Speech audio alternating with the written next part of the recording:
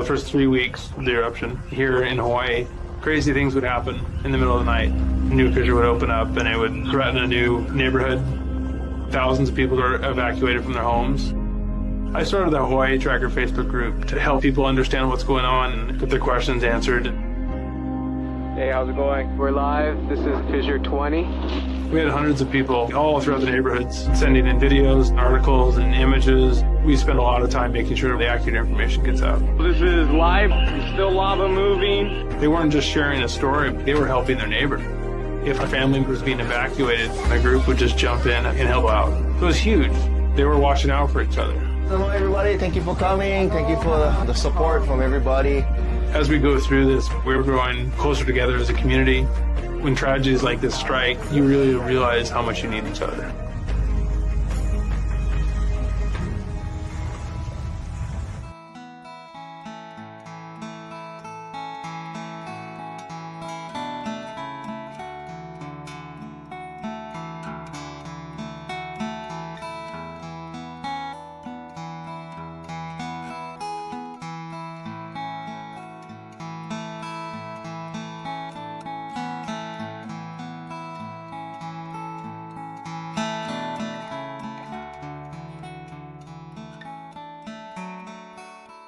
We are the Hawaiian Volcano Education and Resilience Institute, HVERI for short. A lot of people know us from the 2018 eruption of Kilauea in the Lower East Rift Zone.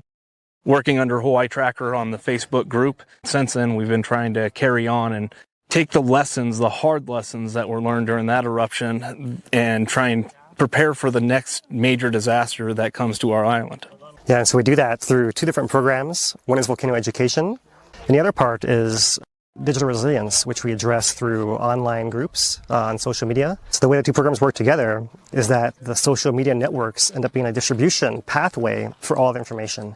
And having that network in place means we can provide more than just volcano education, but any other preparedness information as well. What we were working for really came about in the Mauna Loa eruption in 2022. Within hours of that eruption starting, we had the mayor, Mitch Roth, we had USGS HVO Ken Hahn on the stream trying to help flush out a little bit of the ongoing because it's so new. It's completely different from our previous major eruption, which was 2018.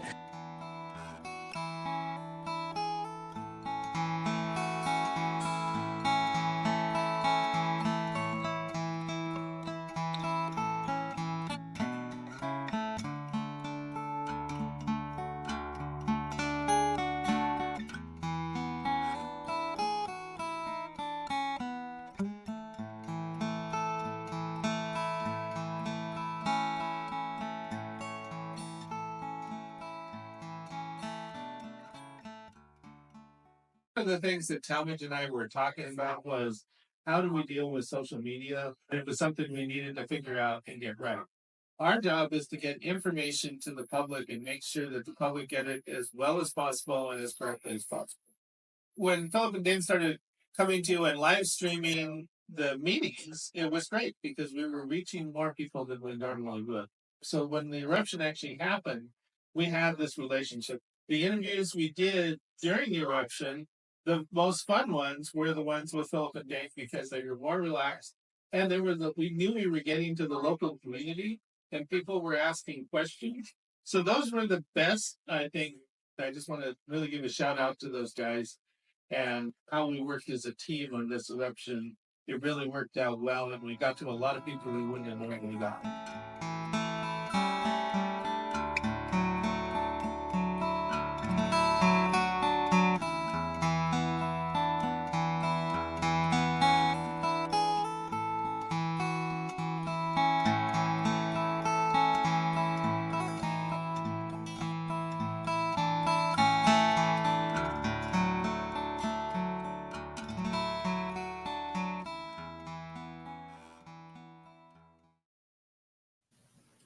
Hello, everyone, and welcome to our Hawaiian Volcano Tracker. For today is Thursday, September 18th, 2025. Kilauea is currently spewing some little pieces of lava, as you can see on the screen here in the middle, but technically still precursory to episode 33 that's coming up. So we'll keep an eye on what's happening today and review what the signals say. How have you been, Dane? How are you doing today? Doing good, yeah. Just been watching it and this whole gas pistoning that it's been doing since some point yesterday, and lots of action, but not the episode just yet. Besides that, we had a whole bunch of activity today in terms of the Kamchatka earthquake, and then we also were keeping an eye on the start of the Poiki dredge. Not yet. The important part, not quite there. So we'll be maybe talking about that next week. Right, and we have no tsunami threat from the earthquake either, which after about an hour and a half of awaiting information was also sorted out. But that did make our day a bit busier, didn't it? Yes, sir. A little bit. Yeah, and in the meantime, here is Kilauea acting as if she could erupt at any moment, overflowing beginning last night or yesterday morning, and then a little bit more last night, sustained pulsing fashion. So we'll go through all of that here coming up. Anything else you can add before we get into it, Dane? No, just if you have any questions or comments, go ahead and drop them in the chat, and we will try and get to them. All right. So let's just rearrange our screen here and get ready for, let's see. 1 second. There we go. All right. Yeah. Got it sorted. All right. Yeah. Hello, everyone. This is our Hawaiian Volcano Summary for September 18th, 2025. Kilauea is in its precursory stage of activity leading up to episode 33, after about 16 days of pause following episode 32. Here's a live look into the V1 camera from the USGS showing some spattering happening right now. But if I can turn to the F1 camera looping from yesterday morning through a couple hours ago, you can see the first overflows coming from the north vent, followed by a series of post-overflows that lead to longer lava flow across this northwest part of the crater floor. So that's visible in a thermal imagery there, and in the visible imagery here from the KW camera, there with the first overflows leading to a larger channelized flow across the northwest part of the crater floor. And as you can see from our ground monitoring data, this is the ground tilt at Uekahuna. We are still in an inflation stage leading up to episode 33, having recovered most of the deflation that occurred during episode 32. So the USGS daily update today states that episode 33 lava fountaining is most likely today or tomorrow at the latest. Precursory event overflows and gas pistoning suggest the system is building to lava fountaining in the coming 24 hours, but could start later if conditions change. So most likely today or tomorrow at the latest. If we look at the pattern of the last few episodes, they've lasted about 12 or 13 hours each. And one of them, episode 30, had the main fountaining phase delayed by up to 19 and a half hours after the first overflows. So it could be a few hours still before we see the episode start, but it could also be that by the time you're watching this, it has begun. The main hazard is still the VOG and tephra to visitors and nearby residents. This is the VOG forecast dashboard from the VMAP project, showing most of the gas emissions blowing to the southwest with the trade winds towards Ocean View, Naʻalehu, Pahala, and South Kona areas, both in VOG and particulates here for the next 24 hours.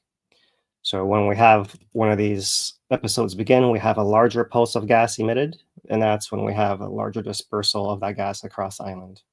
Presently, before that pulse, we see all the values are in the green on our citizen science purple air monitoring network.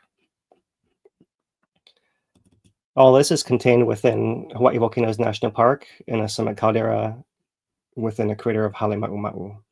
This is the extent of lava flows through episode 32 that now have an average thickness of 180 feet or 55 meters and a total volume of 40.7 billion gallons or 154 million cubic meters. So we have a buildup of material around the vents from the fountains building up above the base level of the crater, and lava flows covering the rest of the crater floor, sloping from west to east. In that area around the summit is where we've had earthquakes concentrated over the last week. As you can see here, these earthquakes are colored by depth, with reds and oranges being the shallowest.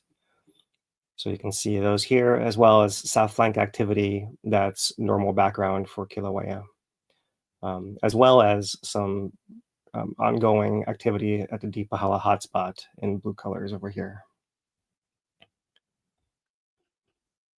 Our counts per week are still fairly low. You see they've gone up a little bit as we've seemed to be manifesting signs of more pressure at Kilauea Summit, especially with this long 2-week pause between episodes, a few extra earthquakes, and GPS signals as well. As you can see here, from our distance across the crater rim north and south, we've had a full extension of about 11 centimeters thus far, one of our larger stretches north and south across the crater in between episodes. All this activity is contained to the summit, though. Here's a tilt meter in green for Pu'o'o crater in the Middle East Rift Zone, showing ongoing deflation and that there is no involvement of magma in that part of the rift zone at present. In contrast to the blue line you see here as the Uekahuna tilt line. And that's our Hawaiian volcano summary for this week.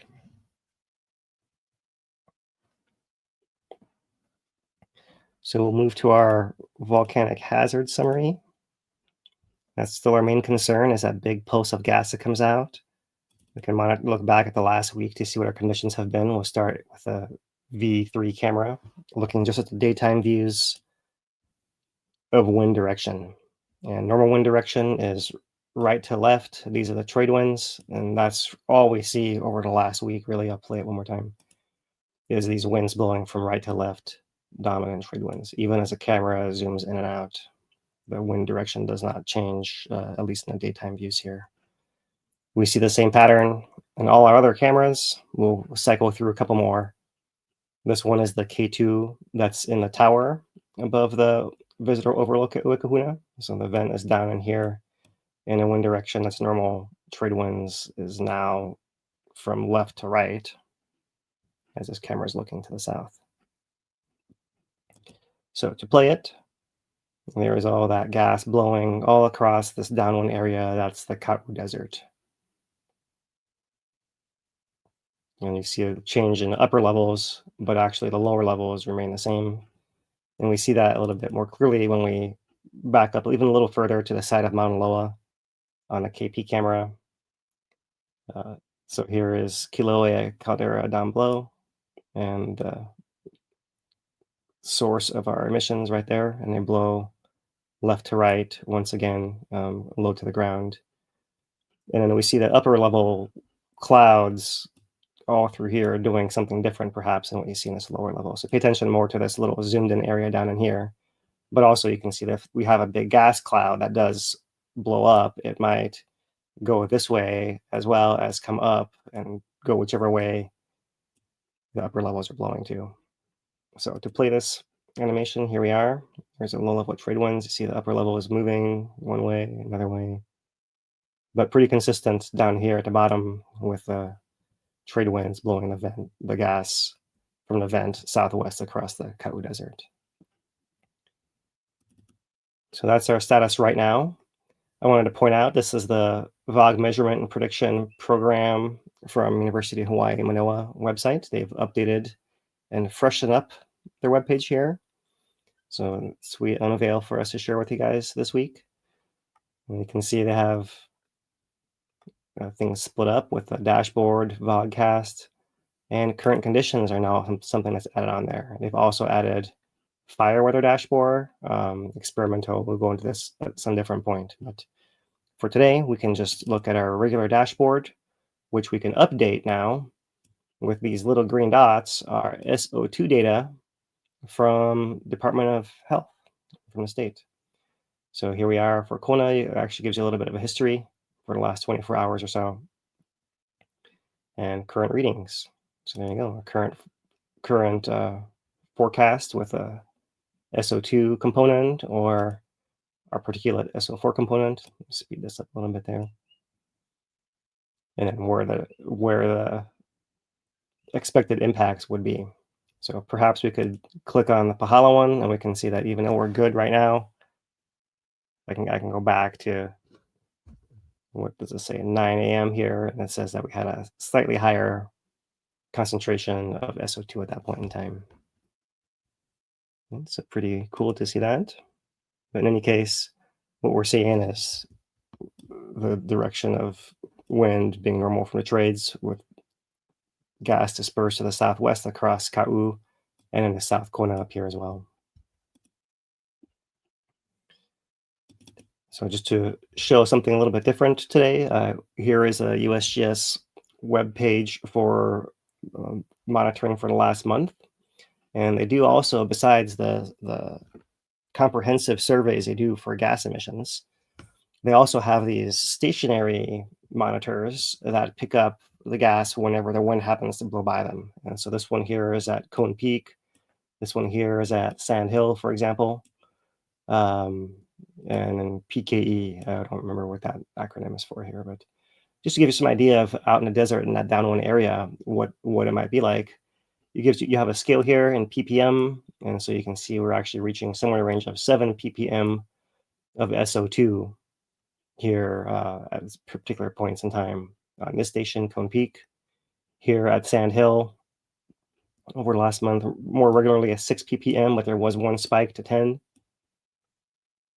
And here further down, PKE, we're up at about 2.5 ppm. Dan, you want to jump in here and recount your experience with ppm of SO2 in Leilani in 2018? Yeah, so I remember of what's 2 parts. 2 ppm. Yeah. So outside of my place, I remember spray painted on the pavement was a line that said 1.3 ppm, right? And that was the National Guard one day setting up little perimeters on that particular day of what the readings were at any given point. But really, once you start getting into those 1 and 2, you don't just smell it, you feel it in the back of your throat. It really can start influencing certain people before others, but by then at like 2 ppm, everybody should be well aware that you're in that kind of concentration. Yeah, that's enough to start corroding stuff and start doing some nasty work in there. Yes, imagine these stations that are actually made of metallic components here hitting 7 ppm, 10 ppm occasionally here.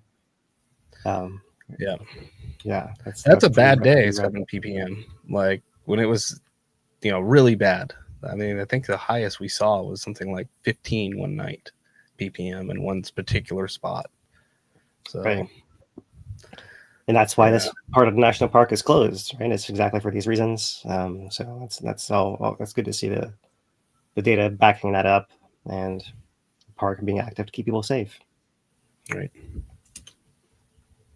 So, all right, that's the just a little bit of extra here. You can see these 3 stations, but as usual, we still have our more dispersed network. Here is our State of Hawaii Air Quality Index that has all of our different flavors of air pollutants, right? So and this is showing us everything in the green, but it does show some elevated values in some areas. For example, Ocean View here in the green, but inching closer to the yellow, and did hit the yellow earlier today, 4 o'clock this morning. So there's that. There's also the Hawaii SO2 index. This is HISO2index.info if anyone is ever looking for this, and pause this and zoom into that right there. But otherwise, this is just showing us in colors across all the different stations what the VOG happens to be right now. So at a very rough level, this is all still in the green, and this might be something that picks up that big pulse when it comes through with some moderate or unhealthy colors, perhaps. But for now, since we're still in this inter-episode emission phase, right? So in between episodes, we also have gas coming out at a lower amount. And depending on the winds, it can also concentrate and affect people. But for now, it seems to be fairly limited. Mostly it's in the green. And you see some areas like here in Pahala, it is in the yellow presently, and does vary up and down depending on exactly when the wind blows across there too. So those are our air conditions in a national park. Actually, in the areas that are the typical viewing areas, those are all in an upwind direction. This triangle is approximation for the gas emission source at the vents. And in green is all the monitoring areas near where overlooks are. And so you can see they're all in an upwind. The wind is blowing from the northeast at about 8 miles an hour, 4 meters a second. So that concentrates the plume to the southwest. Everything in this direction is all upwind and good air, at least most of the time, right? So this is something I want to keep an eye on. But as you can see here, from this little inset there, when we have the winds change just slightly from this direction to maybe that direction, then this plume can blow down across Kahuku unit over here in the southwest part. And so it's not uncommon to see readings there as well. Everything here is in the green elsewhere on the map. But if we come to our charts and look over the last 24 hours, everything is in the green except for here at Kahuku, where you see some increased spikes of color right here. What does that say? Hazardous at 9:45 a.m. today. Right, so those are the conditions. And looking further out, zooming out by satellite, here's our windy satellite view of SO2. This is just showing the remains of this cloud of SO2 that's been living above us in the atmosphere in the Pacific for many months now, as we have every week or two an episode that puts out a different puff of gas that comes and joins the mass that's drifting around here.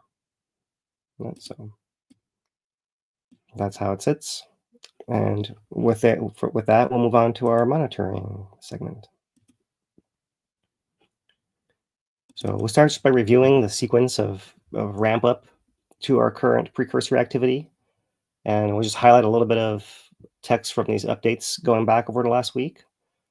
So starting on Saturday, it was the first report of glow visible from the cameras overnight. And this is coming from the north vent.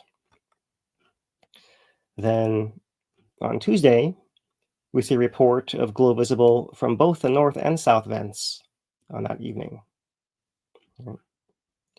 And then the next day, Wednesday, this would be yesterday, we see glow visible from both vents, and gas pistoning has caused several small vent overflows this morning, with 8:38 a.m. marking the start of intermittent precursory activity on the 17th yesterday.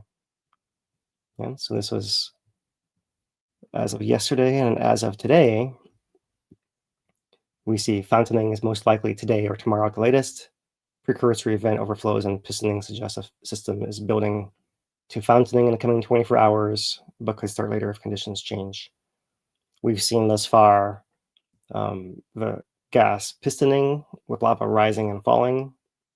We've seen dome fountains up to 10 to 20 feet, 3 to 6 meters, that accompany the filling and overflowing of the vent.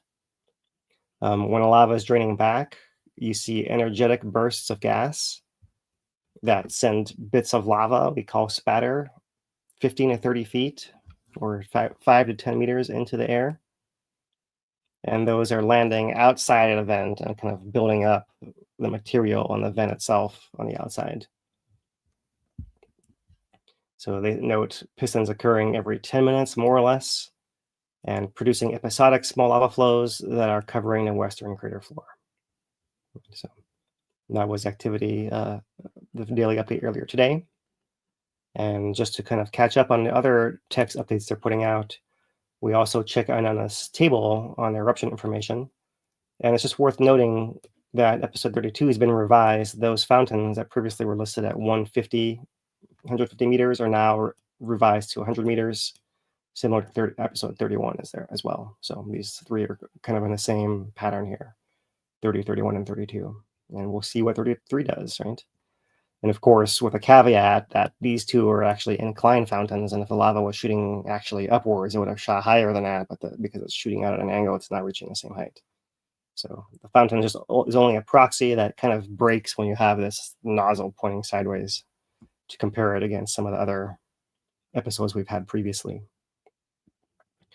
So that's the text information we have updated, and we also have this new map that was released September 12th after the overflight on September 11th, and that revises the volume of lava and all the statistics as well, as you can see here. And we'll not read them all out, but there they are on screen for you guys again. So that is what we have for our monitoring release from the USGS, as well as these graphs that they release as well that have updated all the time. So let me kind of scroll up here, and we'll start from the top, looking at the last week of time. And so we have this laser rangefinder pointing down at the crater floor, and it's showing these variations every day of only a few tenths of meters here, with probably variations of the temperatures or the tides on the equipment and the measuring technique itself, or it could be the ground itself also expanding, relaxing, some kind of combination of all those things there. But overall, not a whole lot of change from about 994 meters here above sea level. We can see that our week-long plot shows our daily variations, where we have similar tilt variations every single day, around the middle of the day, right there as well. But this is superimposed on this longer-term trend of climbing tilt at a fairly steady rate here at the summit, with declining tilt at the rift zone in green. Earthquake counts, 30s are a background average. You can see we had a little bit of an extra burst early in the week, but it's been declining over the last few days here. If we look at our depth versus time plot, we can see that we actually had extra earthquakes both in a shallow side and in a deep sector as well, all stacking together to add an extra number of earthquakes to that particular day. So that's just seems like a random coincidence there. It doesn't seem like anything abnormal or growing of concern there that we've seen. Really, the pattern we've seen is just the longer term increase in earthquakes around the summit that you see here in this map, as it seems that we have pressure able to build up more on the summit between episodes. That's also been evident when episodes begin and they burst through and create new vents. We have had intermediate vents. We have now this north-south intermediate vent complex. We had a fissure on the south wall in episode 30. We're having wider stretches of the crater and releases than before. Everything is just showing how much more pressurized we're getting in between episodes here.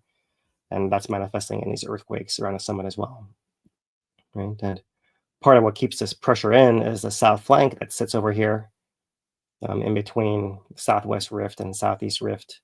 And if this thing can move oceanward, then it can accommodate more space and pressure growing in the summit. So this may be related that we have this increase in earthquakes here and pressure to, seems like we've seen a little bit of increase. It doesn't seem like so much this past week, but over the last few months, last month perhaps, in the south flank areas, and especially this western segment right in here. But we've actually seen it all the way east as well, all through here. And that's really the question of how long this activity to summit might last, is whether this can unlock in some fashion and allow pressure to disperse from only in a summit to in a summit and possibly into the rift zone, one or the other rift zone as well, as we've seen in the past. Prior to this, even in the last few years. Okay, so moving on, here's our last month data set. So the crater elevation showing that daily variation where we zoomed in on earlier, but it also shows the step up between episode 31 and 32 and 30 and 31 here, where this laser is pointing. It's showing how we're growing by a few meters or yards, or some fraction thereof every single eruption, right? And sometimes we get a funny signal. This, I suspect, might have been the fountain of lava spraying in front of the laser. So this might have been actually been catching a lava that's flying through the air, getting ready to land. near the landing zone here, where eventually it settles. So we just looked at this tilt for the last month. Same pattern over at Sand Hill as we see at Uekahuna. At Uekahuna, it looks like from that pattern, you see that it looks like the peaks of these tilt shark fins, you know, kind of look like shark fins here. The tips of them here seem to be decreasing. This one might be somewhere around 12 or 13. That one's maybe 10 or 9. And so maybe we're getting close to that threshold here. If we're slightly lower, we're not quite to where we were before, but it seems like we're pretty close. The Sand Hill is a different geometry and different location in relation to that inflation source. So you can see a slightly different pattern here. It seems to be actually increasing in the threshold from that direction there. So here we are building towards some likely runaway point here. So for the last month, here's our earthquake counts per day. You can see that variation we had here. And I think it's easier to see if we keep scrolling down to our depth versus time plot here. So you can see that there are variations both on the shallow and on the deep. You can see that of this month, the first week or so was pretty quiet on both deep and shallow sectors. The shallow has been kind of ramping up.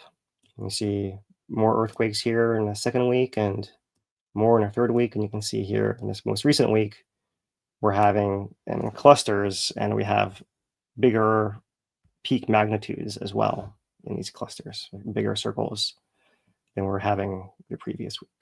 Uh-oh. Okay, there we go. So that's a pattern of earthquakes. You can see also a little bit in a deeper pattern, some bigger earthquakes. These are largely Pahala earthquakes, although there was this one that occurred last week. If you missed last week's episode, that was a settling event deep under Puna, unrelated to the magma feeding system. So for the last 3 months, here we are. Here's our current tilt. We've had some funny things happen. Like at episode 31, it seemed like pretty close to a threshold for eruption, and we had a little deflation event, and it came back up with a little extra force.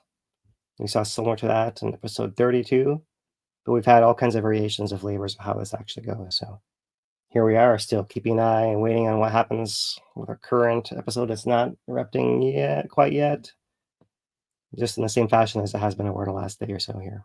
So we'll cut back in if it does anything more exciting here for you guys. So since eruption onset, this is now 9 months, just about. Yeah, maybe shy less than a week here, shy half a week. And so here's our pattern. We're going to have this kind of stabilized, steady state pattern here that we've been in for many of the last few months, with variation in how frequently and how large of magnitude these little variations are. The buildups in between an episode, the release during a fountain, build up again, and release again. And so that's what each of these all these wiggles mean here. And so yeah, here we are, just about ready. It looks like just the pattern continues. With the only difference really being we came up a little bit shallower, as in the rate of recovery wasn't quite as fast as it was in some of the previous ones. So, but still on pace. This is more similar to the ones we had before there and there. So nothing too out of the ordinary here.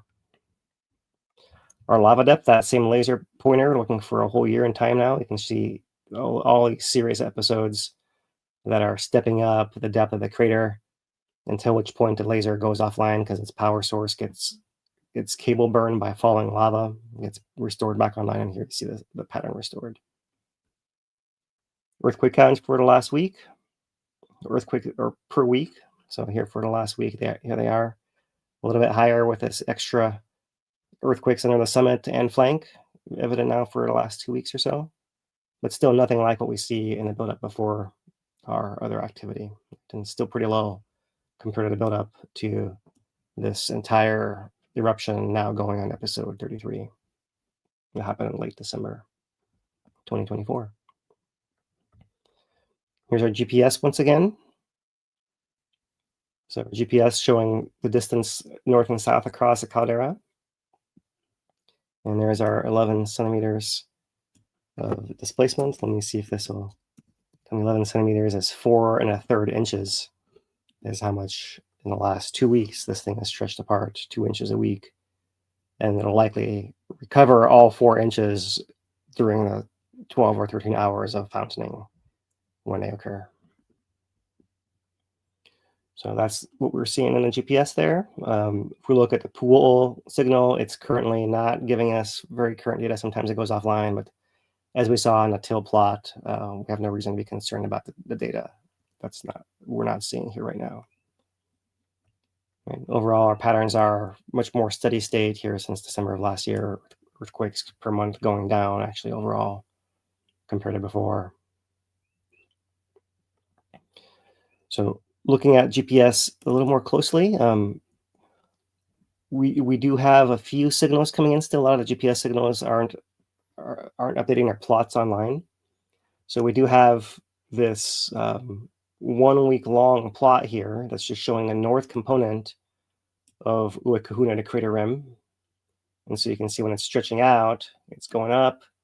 And here we are kind of slowing down. And at some point, it'll crash back down again, similar to the tilt value, right? This is kind of what this is measuring. So we're seeing that on a ground motion as well. What I really wanted to come to is this set of 4 2-year GPS plots that are still being updated.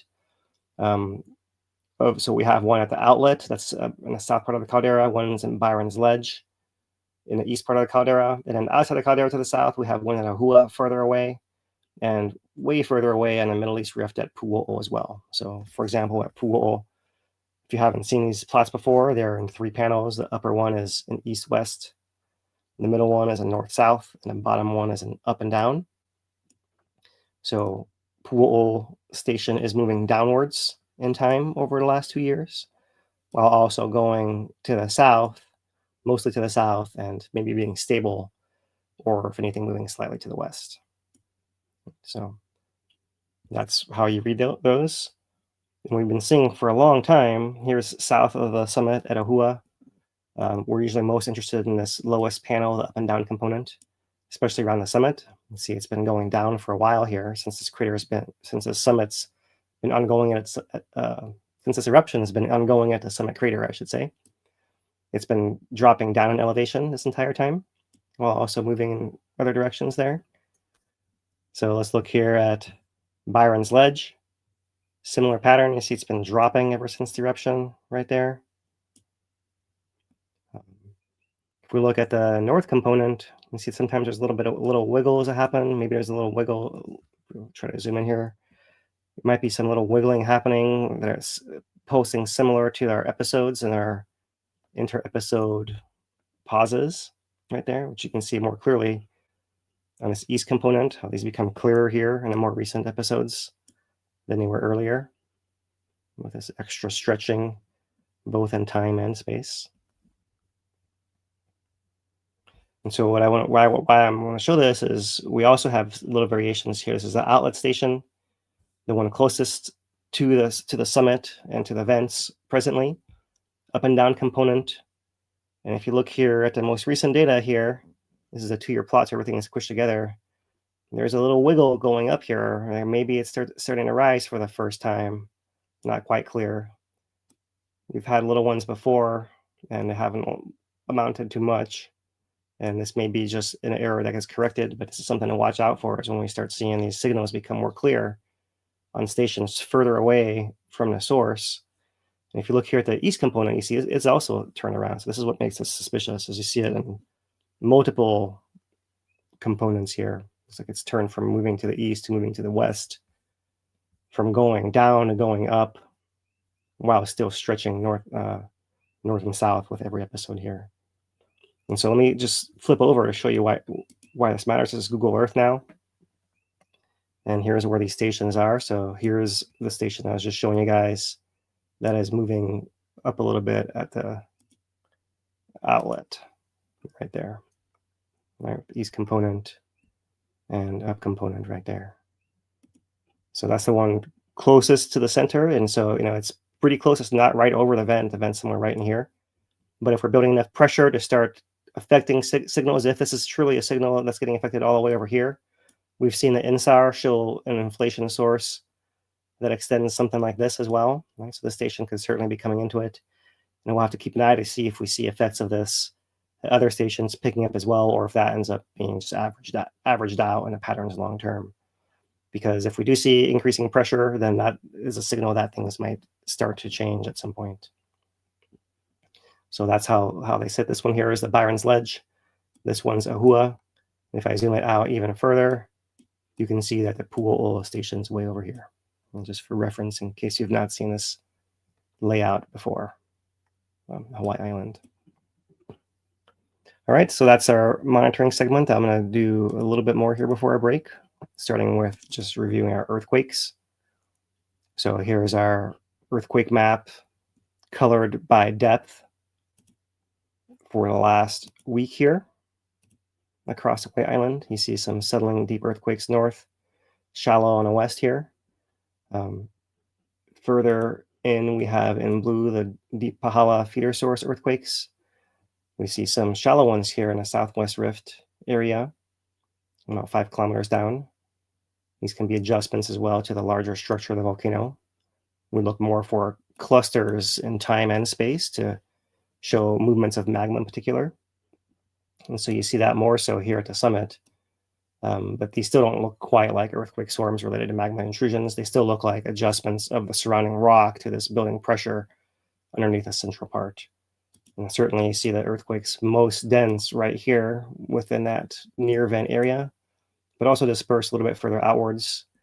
And I would say that perhaps there is some effect with Mauna Loa here as well, with some earthquakes occurring more persistently in this northeast flank here, which we've seen in the past interaction between Mauna Loa and Kilauea when they're both inflating, and in particular when they're both with Kilauea especially getting fuller than not here, right? So that's what we're seeing right now.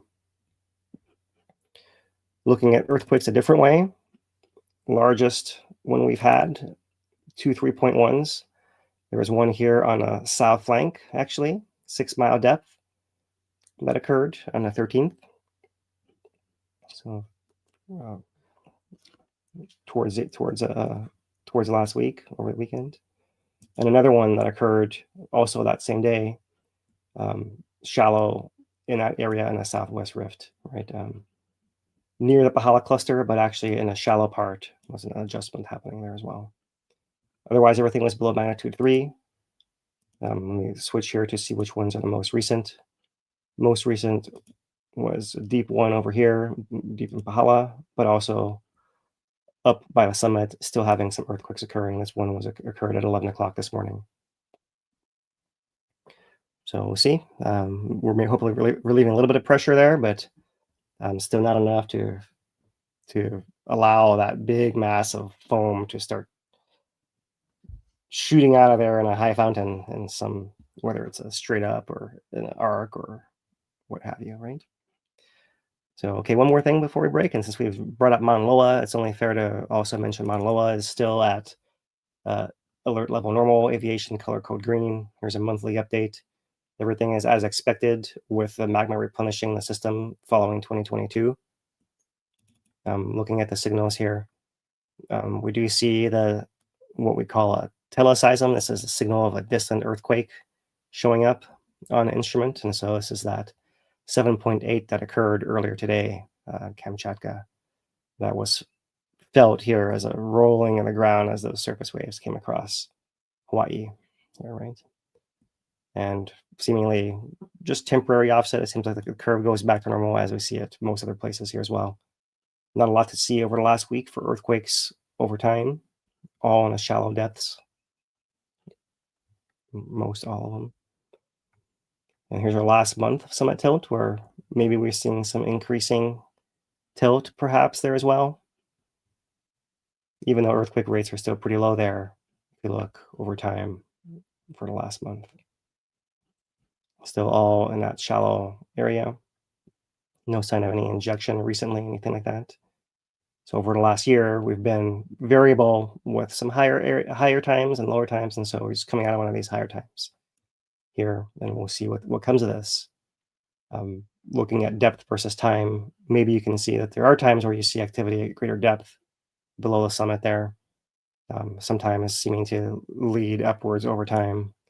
But really, this pressure in a shallower areas for this more steady state trickle that seems to be coming into the mountain, building up, recovering over time, that's causing these earthquakes. See, it seems like over the last week, similar to Kilauea, you see more numbers of earthquakes and larger magnitudes of them here than you did the previous week.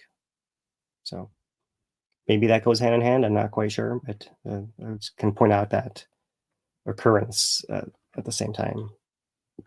Over the big picture, Mauna Loa is still very quiet compared to the build up to its 2022 eruption, where we saw earthquakes per month up in the hundreds, regularly speaking, and now we're barely getting to about 100 or so.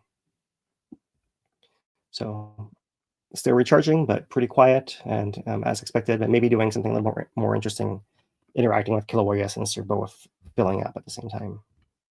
So I'll pause there for our community segment. We'll pass it over to you guys, Dan and Lou. All right. Thank you, Phil. Let me go ahead and bring in Lou.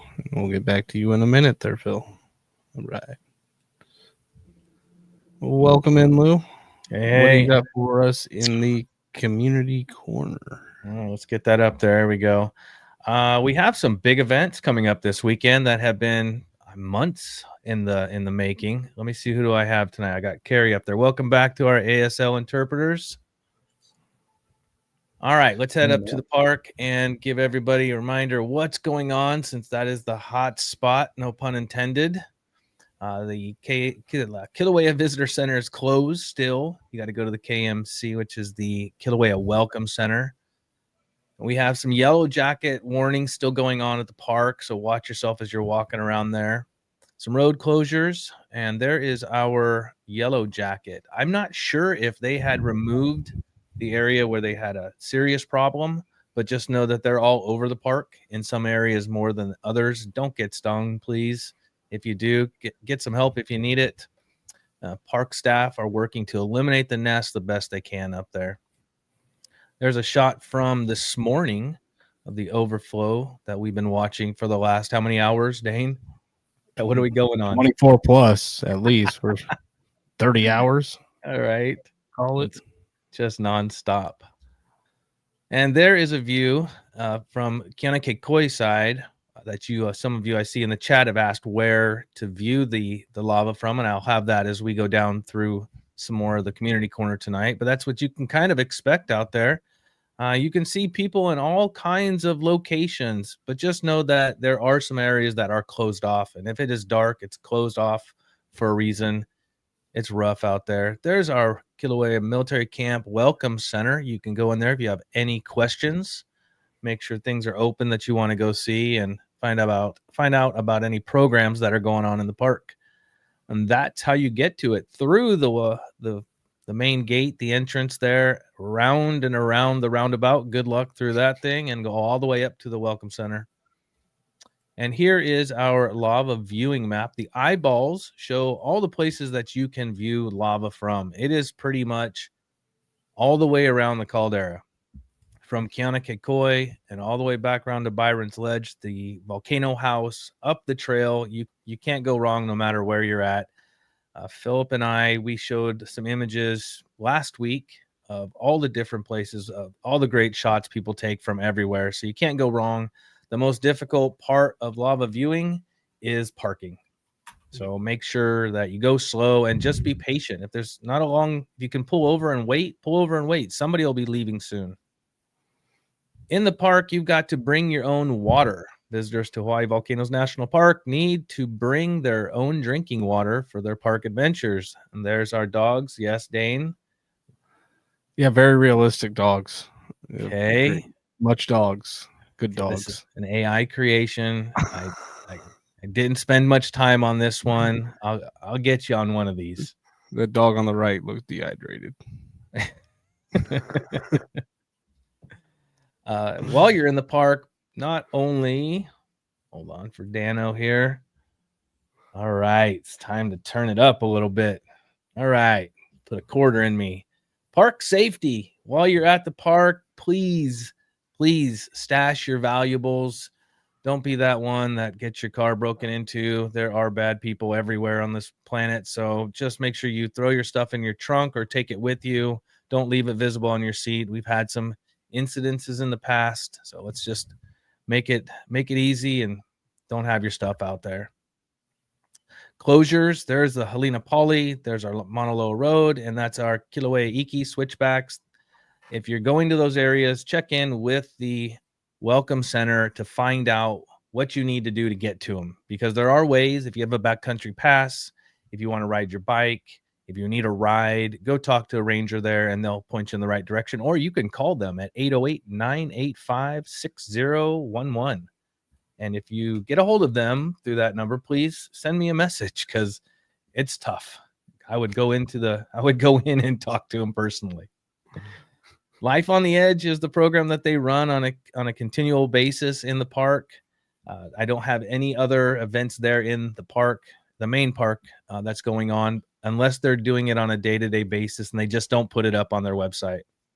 But they do have something at the Kahuku unit. Friends of Hawaii Volcanoes National Park is sponsoring an exhibition of paintings and an opening reception to meet the artist. Plein air painters of Kahuku. I think I said that right. Celebrating the beauty of Kahuku.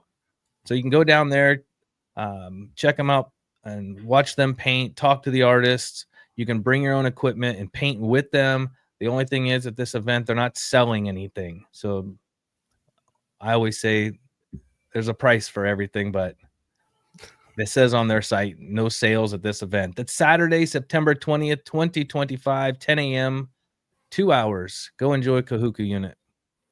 And here is one of the two big events. This is one that we are participating in. It is the County of Hawaii Civil Defense Agency preparedness fair, disaster preparedness fair over in Kona. It's going to be this Saturday from 10 to 2. You got to go over there. We'll be there set up outside with our demonstrations. We have a new demo that we're highlighting at this event.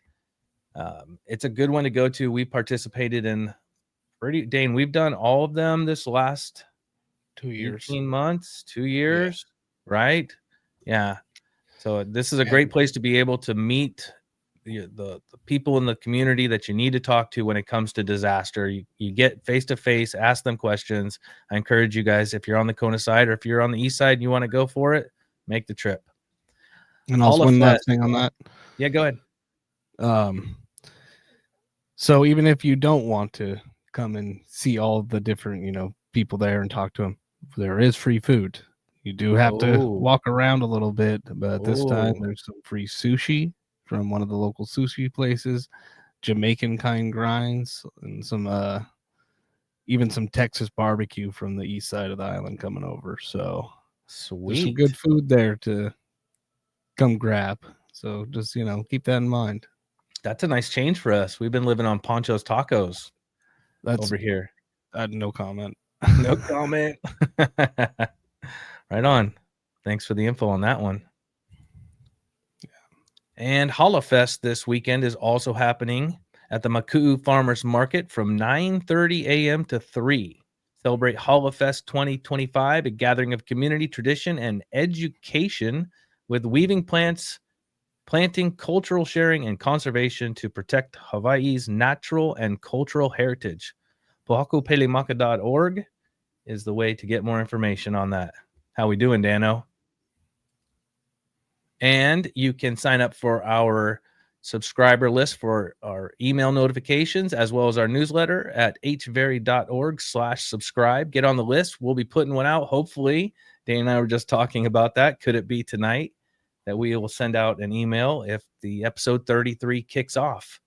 But regardless of what time of night or morning it is, one of us, we'll get it out. We'll get it out. Yeah, fingers crossed. All right, Dane, there you go.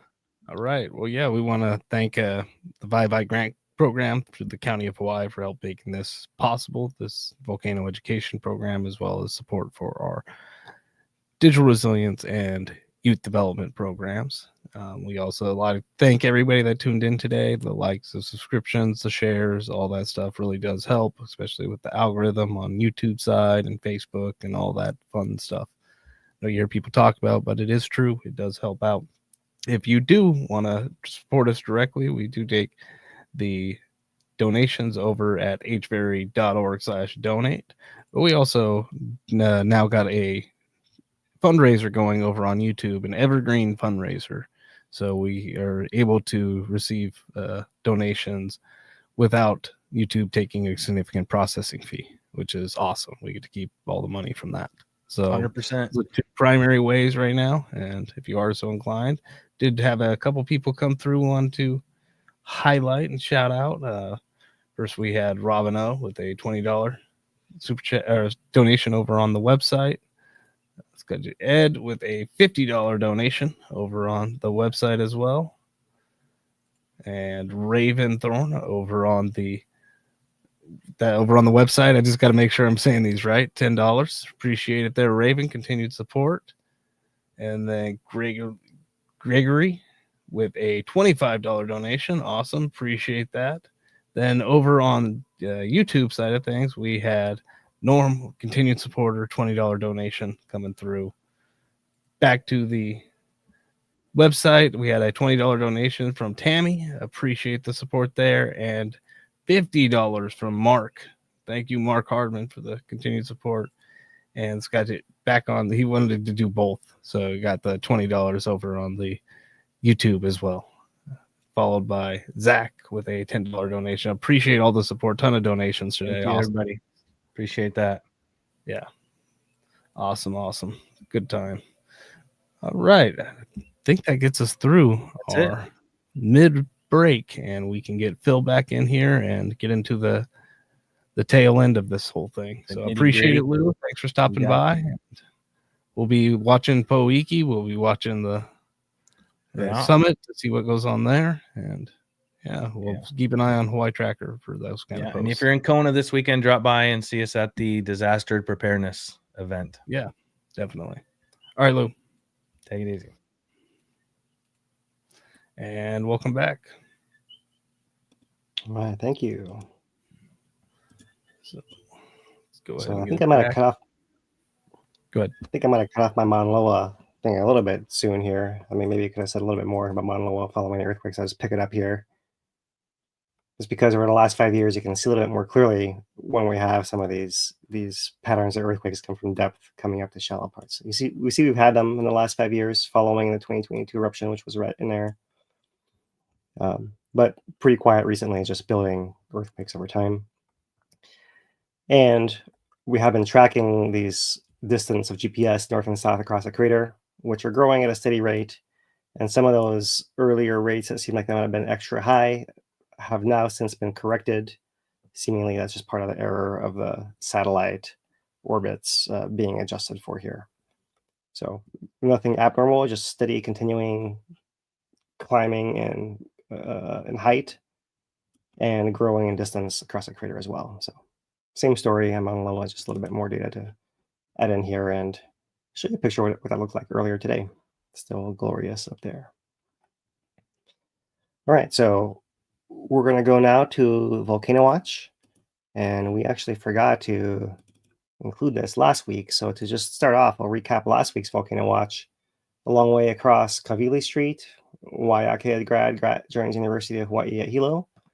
And in geology, this is Dr. Thomas Lee, geology professor specializing in seismology.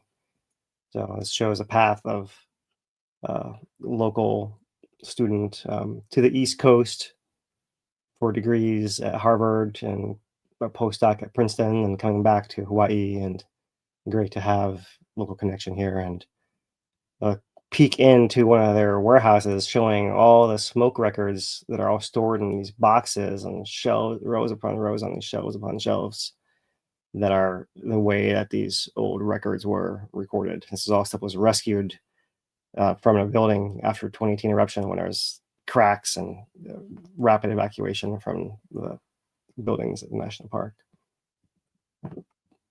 So great to see Dr. Lee there, and maybe we'll have more to share from him in the future. But moving on to the next Volcano Watch from this week, it's volcano and earthquake monitoring in America and Samoa.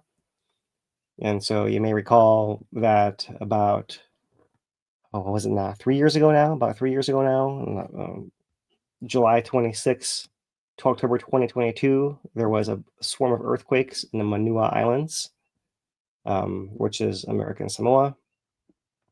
And USGS went out there to install a bunch of equipment, several styles of seismometers, starting off with first some raspberry shakes and then getting as fancy as a broadband seismometers eventually. So they continue to go back for maintenance and for educational campaigns.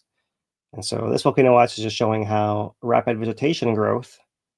Here's a before, here's a tree for reference, same tree.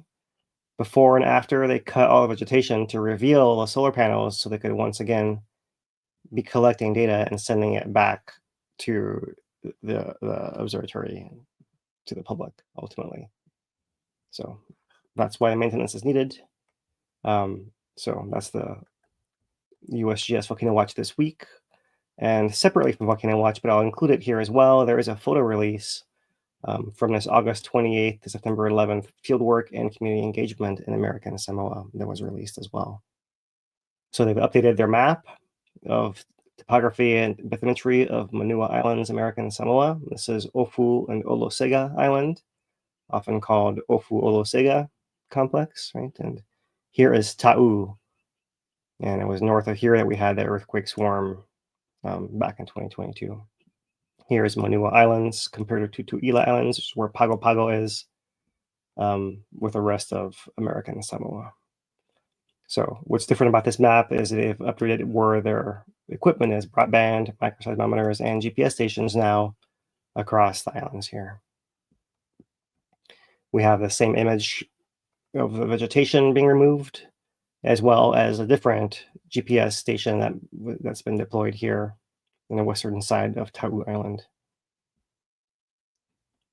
They've also showed some images that they took in transit. So here's by boat showing Olosega on the left and Ofu here on the right. These are connected by a bridge. You can kind of see the layout and the view of the land there. This is by Nadia Deling. Great photographs here. I believe all these are by her. So this one is Aunu'u Island on a flight from Tutuila to Ofu Island from the south looking north. And this is Tough Cone, less than 1 mile southeast of Tutuila and part of Tutuila volcano. Tuff forms when magma and water interact at shallow depths, causing localized explosions. So scientists don't know when this particular eruption at Formosa Island occurred, but the lack of erosional features suggests it was within the last 12,000 years. This village of Aunu'u is only accessible by boat. And there it is on a very young land, and just some of what it was like for other people living in volcanoes elsewhere in the world that happen to fall into the purview of the USGS for monitoring and response here. And here's a different image. Western part of the Ofu coastline with small little islands offshore. Yeah, they're also eroded tuff cones. And I think there's one really nice one here at the end, a nice rainbow, almost a double rainbow looks like perhaps, showing Ofu Olosega and the bridge that connects them right there in between. Ofu on the right and Olosega on the left. Right. And the last eruption was 1866, about 2 miles, 3 kilometers southeast of Olosega Island. So I'll scroll up to the map here. Here we are once again, Ofu Olosega, and here's our 1866 approximate location of a submarine eruption. So a little foray volcano watch into American Samoa just to relive our coverage and USGS's monitoring from 3 years ago. So now we'll move on to Kilauea observations, visual observations, which is probably what everyone is doing. And if you have a different screen to do it on, and there you go. But if not, let me pull us up here, some live views. This is a V3 camera showing some intense degassing from the north vents and south vents and this intermediate vent area as well. Let's look at the V2. Let's get that one live for us here. It's zoomed way in. We can see some glow from, looks like some spattering happening down in the throat of the north vent, but presently not directly visible. Maybe not. Maybe there's a little bit coming through here. The V1 camera might give us the best view in. Let's look at that. And there it is. We can see a little bit of spatter getting coughed out of there. but clearly we're not having an overflow phase at present as we've had at some points in the past. And so these are the live camera views.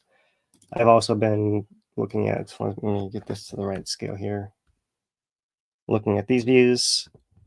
This is a KW camera.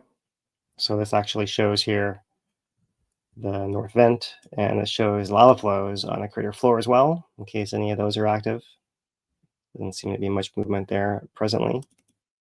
But then here is our thermal. We can load that one also and see where we have our zones of heat presently. That flow that came out from the overflows of the north vent seems to be stagnating. Only a couple of hot spots compared to before.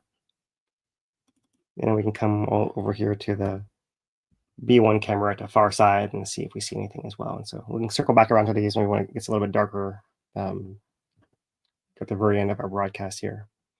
But that's what we have our live views for now. We do have some observations from yesterday released by the USGS in photo images. So here we have zooming in these spatter at that north pond once again. Those first little overflows that occurred at 8:38. Just small little dribbles, stayed very close to the cone. Didn't really go anywhere compared to the ones that came later. And that's really all we have for the images. It's just those two. So let's go back to our V3 camera. Let's start off with just, this is a view. I'm going to loop this. This is nighttime views of the glow going back from Saturday when we had first a north vent glowing. And then eventually we have a little bit of south vent glowing as well, or intermediate vents and south vent glowing. Seems like they both get on it. But yep, there it is flashing once again. The camera changes position a little bit here. So now we start seeing the spatter with chunks of lava landing outside the cone from earlier this morning. And now I've looped back around. So that's the glow view. And I'll play one through one more time. Now that you know it's looped. North vent, intermediate vent, south vent.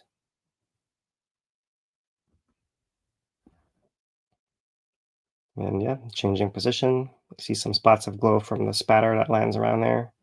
And then some more of the bursting that's lasting long enough to be caught by our time lapse here, right? Because when we have images that only come in every 10 minutes, then if something only occurs for a minute, then we may not catch it, right? That's something else. So when we see it happening over frame after frame on a time lapse, it means it was happening for tens and tens and tens of minutes. So this is just the last, just from daybreak today on the V3 camera. So you can just see a little bit of lava poking up above the top. You see that intensity gassing still, but this in its early stages is not the best view, the V3 camera, but that's what we have to show you right here. So moving on to the V2 camera. And there is just the view from starting last night, those first overflows.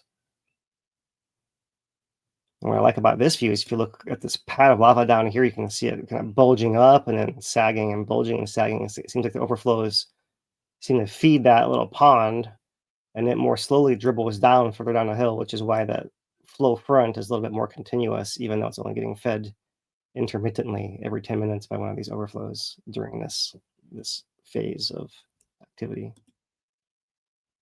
So that's the V2. Let's see here. I think I have the V1. Make sure I get the right one. There's our V1. Oh. Let me slow this down here.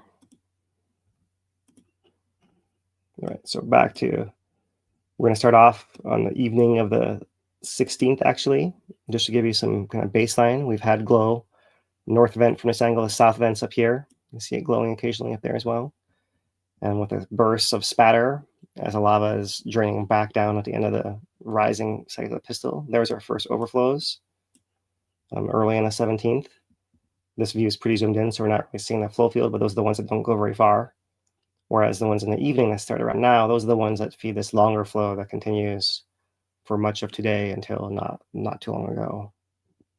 So you see this every 10 minutes capture, and we're catching the flows rising and falling, and spilling out, and that's where we got to how it looks right now at present. Okay, so coming to the thermal camera. Here's our first overflows that occur early in the 17th, by the ones late on the 17th into the 18th, and the development of the flow field there. And so I can play this again. Zoom it in so it's a little bigger for those on smaller devices.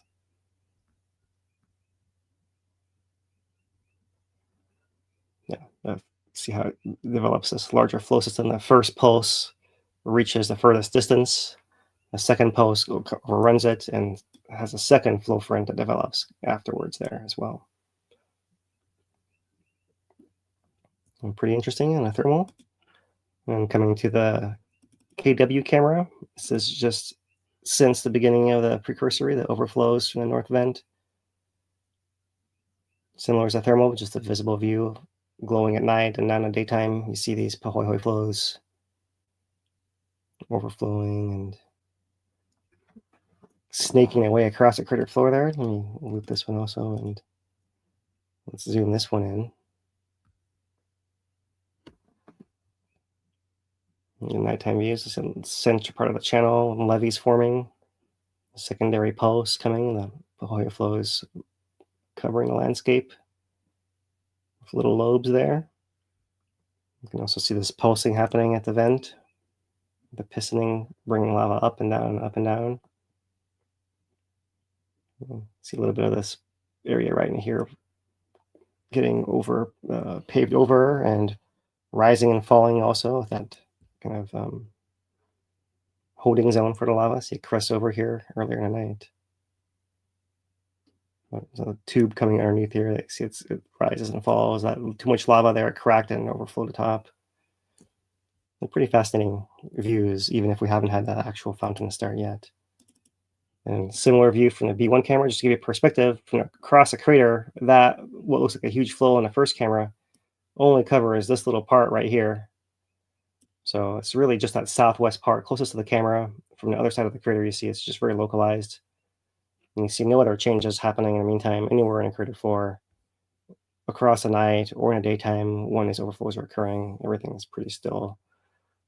Maybe if we look closely, I thought I saw it one place, maybe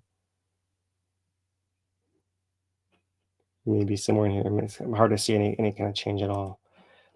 Might be easier if we come back to our one image per day at noon view for the last week or so. We'll come to the KW camera. So the image from today catches this first overflow here at the beginning. Otherwise, you can see there's not a whole lot of change at the vent. Not a whole lot of change in the cinder field that surrounds the vent or the gas vents themselves. Maybe if you look in here, let me try to draw a circle around this area right in here. You do see it sagging over the last week. So it's an area where lava had ponded as part of one of the big flows. So it's a little bit of sagging right in there, localized. A lot less area than we saw sagging last week. Everywhere else, it looks pretty stable. In the reverse view, if we go to B1 camera, the same one image at noon per day over the last week and look across here, we don't see much change, hardly anywhere. Maybe a little bit right in here, very localized, sagging, just as lava flows cool and gas escapes and normal stuff. But what we're looking for is the abnormal, like we've seen in the past, lava sometimes injects in between or at the start or at the end of an episode, and you see the floor of the crater pop up. So we're actually looking for the absence of that here today. Right? It's not happening. It's showing us that the lava is not injecting at present through here. It's just cooling down separately. So that's really it for those signals. I can circle back to our live camera here. And, once again, restate, that you have up to 19 hours from the first overflows out of the vent, which technically, if that was about 9 a.m. yesterday, right, that should have been happening by now already. So Interesting that we just kind of stopped with the overflows too over the past few hours, with little exceptions, but it was really pumping overnight in terms of every 10 minutes, new cycle, new flow reaching the bottom of the crater floor, slightly bigger than the last, really looked like we were building up, getting ready, and then just like, and even if you look at the tilt now, it's like, is that going up anymore? Like, what's going on? Did we hit a pause? Yeah, fascinating. Speed bump.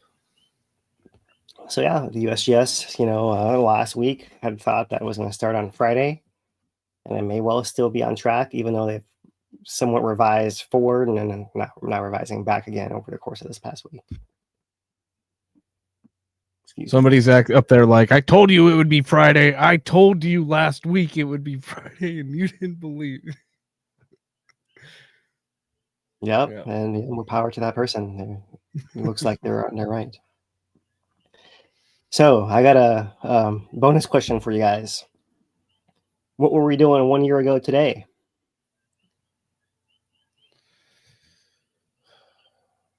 Is that for me to field? Lou, for you, or who wants to jump in here? I'll let him in here. Weren't we in Kona this week? Last year? 1 year ago today. Right? I was sitting in a hotel room. Kona? Okay. Yeah, I think I was at we had the cultural convention going on, and it was the Nepal eruption that was happening. Was it? The Nepal eruption, exactly. Yeah, Mm-hmm. Nepal eruption was what I win. What I win. Yeah, you won the admiration of your colleagues and the crowd here, right? So maybe someone will send you some pizza money. Nice. That was 1 year ago, huh? Yeah, it was. I want to say it was day three or four of the Nepal eruption 1 year ago today. Mm-hmm. Yeah, if we weren't quite as eagle eye watching this thing, maybe we can talk more about that and celebrate what happened a year ago. That was an interesting one too, because we didn't have a live cam down there. We were running off the S2 cam, I think, still images. Mm-hmm. And that was a tougher one to monitor. And at the time, we had questions whether magma was perhaps re-intruding into the rift zone and reestablishing that pathway, right? Mm-hmm. And come to find out, I talked to Emily Montgomery Brown from the USGS Cascades there during that conference in Kīlauea, and she said that actually fit the pattern of south flank movement, intrusions, and earthquakes, right? So maybe that Nepal eruption was actually driven by south flank movement rather than by the pressure building at the summit. And according to that would make sense why we've not seen any rift zone action since then. And in fact, it's really slowed down, as if it had nothing to do with anything else, kind of standing on its own here, right? We're now in this era of 9 months now of summit activity, right? With no rift interaction whatsoever, whether it's the southeast or the southwest, both of which were active in the last year and a half, right? And, if you remember the build up to the Nepal eruption last year, we had southeast rift zone intrusions. Mm-hmm. Before that, we had southwest rift zone intrusions, all in a few months, all around it. Mm-hmm. So what a difference a year makes. Yeah. That's when we had all the swarms up around Sandhill. Is that right? Mm-hmm. Yeah. Big difference. A lot of quakes going on, a lot of different movement, and now just kind of steady in the caldera. See, I was thinking here, I wasn't even thinking about the volcano. I was like, weren't we at some conference or something? Yeah, it was the CNHA, the Council for Native Hawaiian Advancement. That we had that last year. That was awesome. That whole thing. While that whole eruption was going on. So it was a busy time.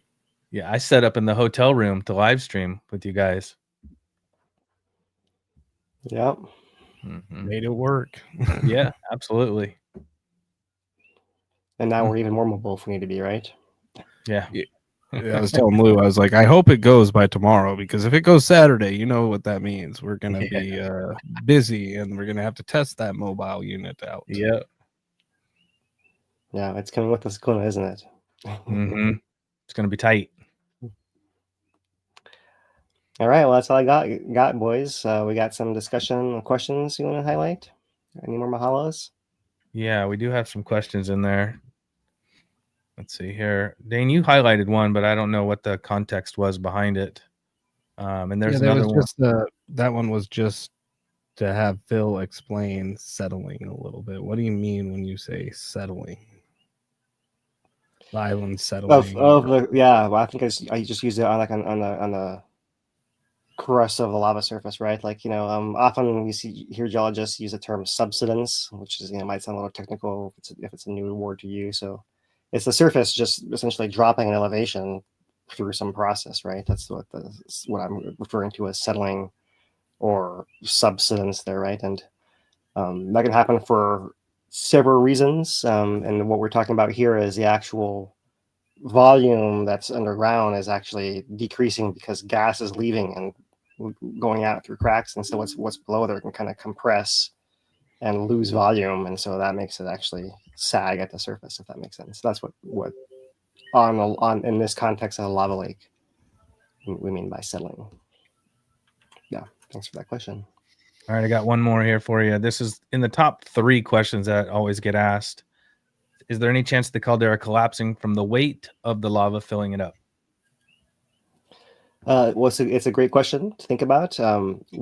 We do argue whether there is void space down in the caldera, but however much there is, doesn't seem to be.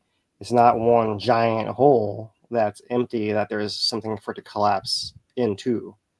It's filled with, in a lot of areas, it's magma, and magma might be a liquid, but it has the same density as many rocks, right? So it can actually support the rocks around it, and because it's liquid, it can kind of increase in static pressure, and then that can kind of cause the earthquakes and the force and all of that as well.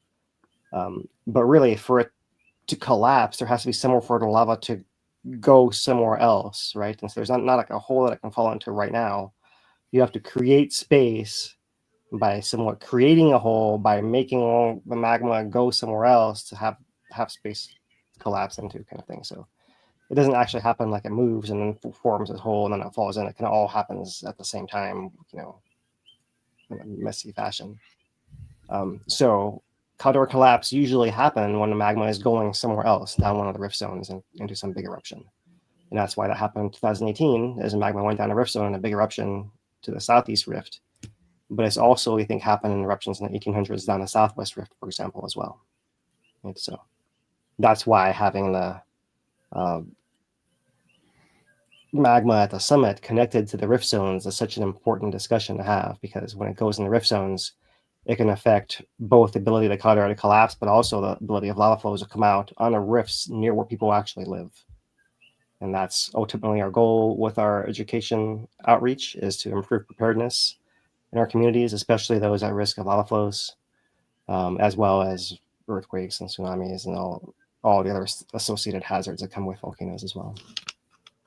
Cool. I got one more for you. It's not on the board, but there's something that was talked about last night. It's another occurrence inside the vent, and that is the flames that everybody sees. And there's a lot of new viewers that were asking about what are those flames? Yeah, the USGS has put out that those are hydrogen flames, right? So it's particular temperature and shape of the vent, you have the concentration of hydrogen just right where it can ignite in flames. And that seems to be happening in the build-up to this precursory activity a lot of times, where that gas is concentrated. So anything more that you want to add to that, Lou? I know you've read his articles also. No, that was pretty much covered it right there. It's just because it popped up last night for quite a long time, and the glow was extremely bright, and those were in the past flames we've had. They've been harder to see and recognize as well as it was last night. So I just caught a lot of new viewers asking questions, and that Volcano Watch article really broke it down well, really thorough. So in 2018, you had the hydrogen gas as well being ignited out of certain vents, but you'd also have the methane gas igniting out on the perimeter from those vents. So you had people like, there's flames coming out of the ground. It's like, okay, well, it could be a couple different types of flames at this point. These are a little bit easier, right? There's no methane up there at inside that crater. We know it's kind of a different mechanism at play. Right. There's no vegetation for it to burn and bury in there. It's all, yeah, exactly. That about does it for our questions. Yeah. All right. Well, let's wrap it up, and we can announce we'll be back next week as usual at our regular time, unless something drastically different happens first. We'll all keep an eye on episode 33 upcoming here. We'll likely recap it next week on Thursday. If like the lava happens to fissure outside the crater or something much more unusual, then we'll work in with some extra coverage. Accepting something like that, which we don't expect, we expect lava to come out the easiest place possible, which is the hole that already exists that's about to come out of right there. That's the most likely thing. And we'll see you guys all next week. So from our nonprofit, HVERI, the Hawaiian Volcano Education and Resilience Institute. For our interpreters, Daniel and Carrie, mahalo you guys. For Dane DuPont, Louis Torrey, I'm Philip Ong. Hello, everybody.